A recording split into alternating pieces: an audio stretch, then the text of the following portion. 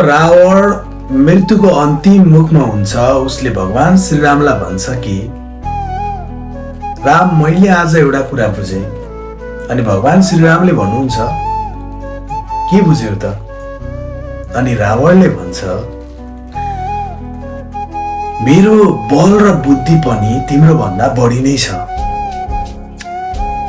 मसँग 10-10वटा शिरहरू छन्। परिवारको तुलना गर्दा पनि तिम्रो भन्दा मेरो धेरै विशाल परिवार छ।